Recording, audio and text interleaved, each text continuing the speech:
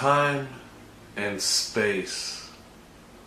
I always wonder if that actually matters, or does that actually exist in a relationship?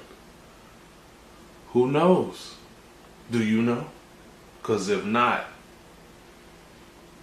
then what I'm doing now is limited.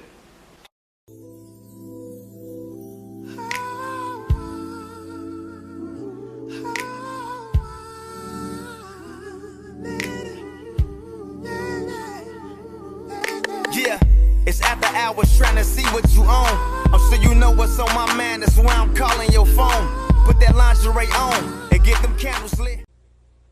Welcome back to episode 4 of Relationship Spiciness 102. So glad for y'all to be here. Now, let's talk about a thing called space and time. Now, space and time is basically the time that you spend away from your significant other. So, I understand that when you're together with your mate, you have to be together. You have to be all lovey-dovey. Y'all spend time with each other. Y'all spend the night. Y'all go out on dates. But when was the last time you actually had time for yourself? Remember, time for yourself is very, very important, because sometimes you have to sit back and reflect without all the negativities and with all the crowded things that happens when it comes to you and your significant other and the people in the area around you. You gotta have time to think, to know what's next. I get it. There's couples out there that kick it with each other every day. Like, come on. Now, they say in studies, in surveys, that how long do you supposed to spend with your mate? 2 to 3 days, 5 to 6 days, all 7 days, whatever. That time that you want to spend by yourself depends on what you and your significant other create. So don't just say, yo, kicking it with the fellas, or yo, I'm going to the club, kicking it with my females, yeah. No, we're not talking about time to hang out with your friends.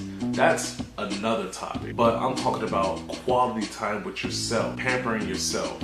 Don't do things like sit around and watch TV all day. Read a book, go skating, go for a walk, go for a drive. Do something for yourself and by yourself. Now, how long does that last? You can't really put a number on it. It depends on what you and your partner base that off of. Now, as far as spending time with your friends, that's a different topic, you know. Everything that you do as far as self, you want to go with your significant other about it, because you don't want to confuse you. You don't just want to go out and do whatever you want to do, because that's going to cause an insecurity in the future. Last thing you need is, why are you going out all the time? What are you doing? And please don't be bored. If you find yourself bored, don't call your mate, because that's the worst thing you can do, to call a person when you're bored. Call a person because you want to talk to them, you got some exciting news, and general conversation.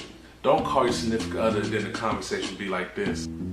Oh, nothing? Shoot, just drinking water, or nothing like that. Make sure that y'all talk to each other and not just be private on the phone. But if you find yourself bored, you have to do activities on your own. Play the game, do something. Just don't do the whole, I'm thinking about so I'm gonna go ahead and call him and mess up his day. Even though that's not what you said, but that's what we thinking, like, oh, what this woman want? Nagging ass nigga. But that's all the tips I got for y'all today. If I leave anything out, please put it in the description below. I would love to connect and talk with you guys. And also, if you like the video, thumbs up the video. Subscribe if you haven't already. And right next to the subscribe button, press that little bell so it can give you notifications on future videos. I'm Jeff Baylock, and make sure that y'all talk to each other as far as getting personal space and time.